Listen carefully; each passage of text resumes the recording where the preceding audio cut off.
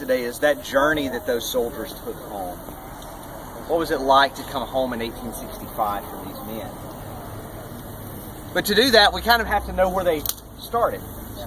And that journey that they started on from here, to understand that journey that they took to come home. So I want to take just a few minutes, share something with you. What we're going to do is hear about some things that happened in 1861, hear from some of these soldiers. Then I'll ask you if you have 1861 or 1865 and it's printed on the back of your sheet.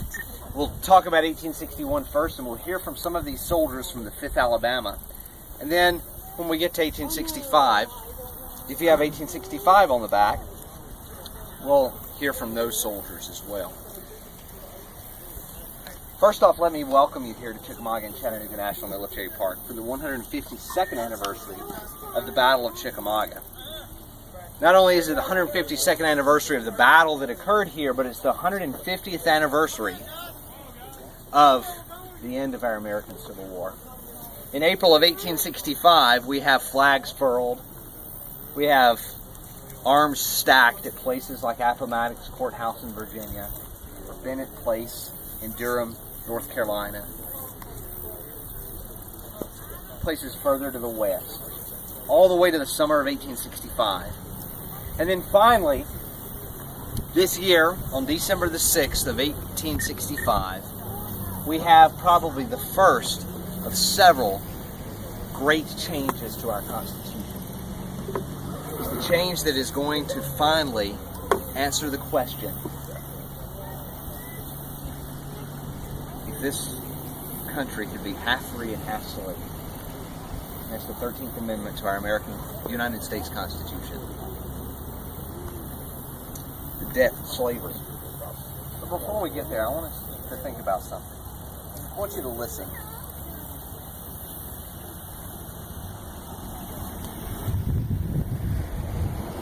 Two roads diverged in the yellow wood, and I'm sorry I could not travel both. And be one traveler along I stood, and looked down one as far as I could to where it bent in the undergrowth. Then took the other as just as fair, and having perhaps the better claim, because it was grassy and wanted wear, though as for that the passing there had worn them really about the same. And both that morning equally lay, in leaves no step had trodden black. Oh, I kept the first for another day, yet knowing how way leads on to way, I doubted if I should ever come back. I shall be telling this with a sigh, somewhere ages and ages hence. Two roads diverged in a wood, and I took the one less traveled by. And that has made all the difference. Robert Frost writes that poem, and I think that in 1861 that's a pretty good analogy of what's happening with soldiers. They have two choices to make. They have two roads that they have to go down. They have a choice to make, whether to remain loyal to the Union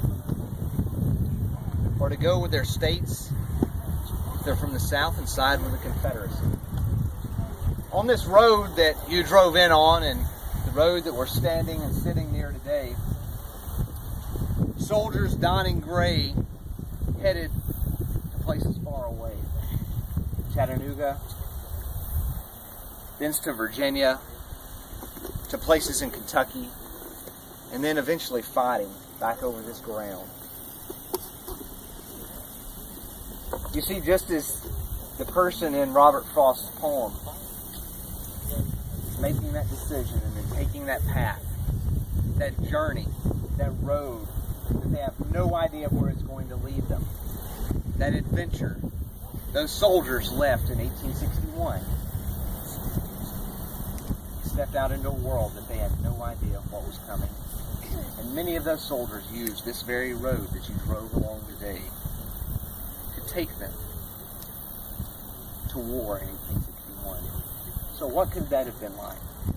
Let's hear from a few guys.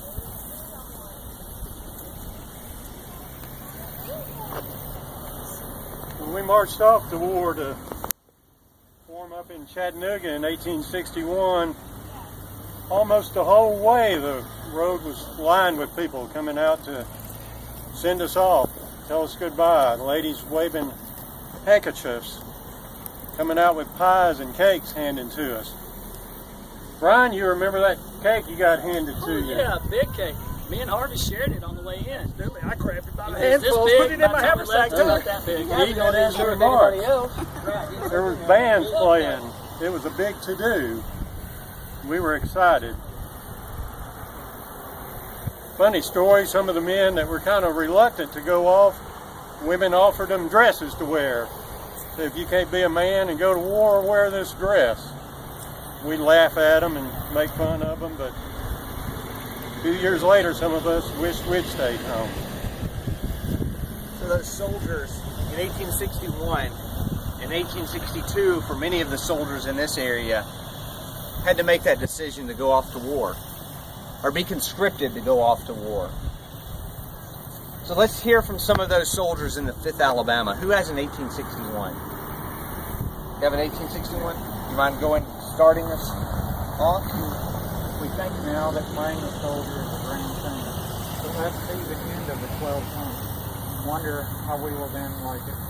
So it says that they think that playing the soldier is a grand thing, but let's see what happens after 12 months of that.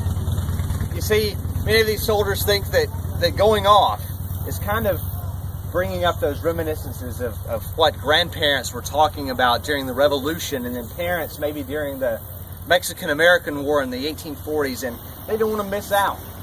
So they go off to war in 1861 because they think that playing a soldier and fighting back that horde of invaders is going to make something of themselves.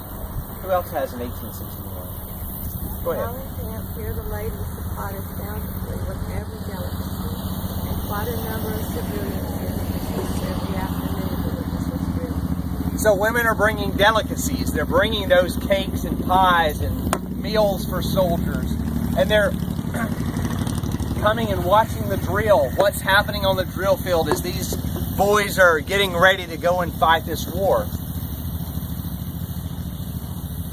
We took leave of our parents, relatives, and friends to go forth to battle in our country's cause. Many were the burning tears shed by devoted mothers and loving sisters. Many were the words of kind advice given by indulgent fathers, sons, and many were the kind words spoken by friends.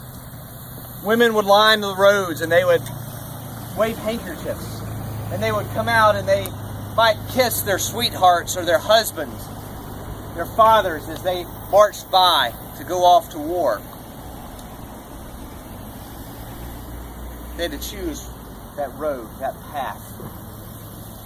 You see, as those soldiers step off from places like this and use these roads to go off to war,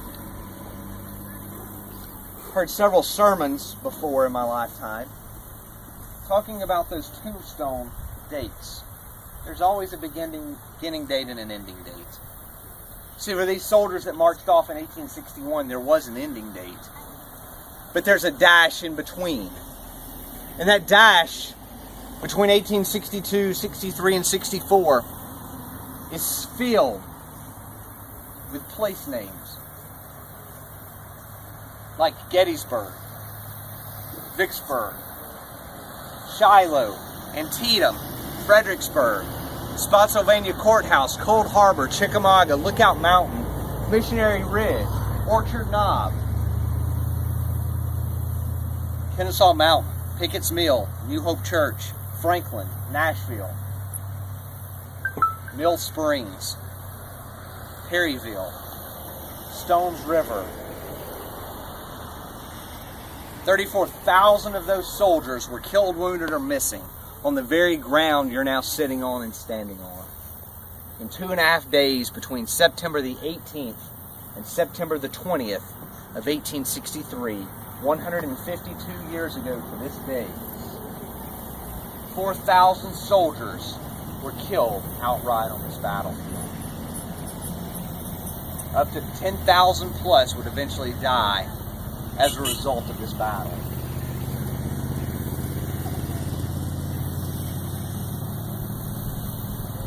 see these soldiers as that dash begins moving over to 1865, as they're paroled, as they're released from prisons, as they furl their flags and stack their arms at places like Appomattox Courthouse, Virginia, with Robert E. Lee and the Army of Northern Virginia, or at Bennett Place in Durham, North Carolina, with the Army of Tennessee under Joseph Johnston. And they began making their way home, wherever that may be. They use roads like this.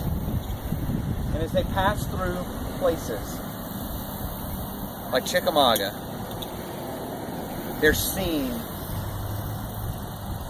is completely different. It's not pomp and circumstance. There are no longer parades lining the roads and women waving handkerchiefs. But life has changed.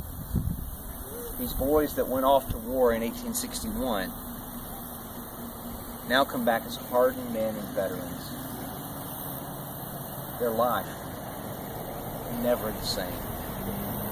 So what was it like in 1865? We was surrendered with the once proud Army of Tennessee at Bennett Place, North Carolina. Bennett Place, North Carolina. Long way from North Georgia where we live. We had to walk all the way back home. We walked together in groups. Our company stayed together. Men from other companies that lived in this area, they walked with us too back here. Walking home, we walked through towns that were pretty much completely destroyed. There weren't anybody lining the road then to hand us food. They didn't have any food to hand us. Occasionally we'd get stopped by the federal provost soldiers.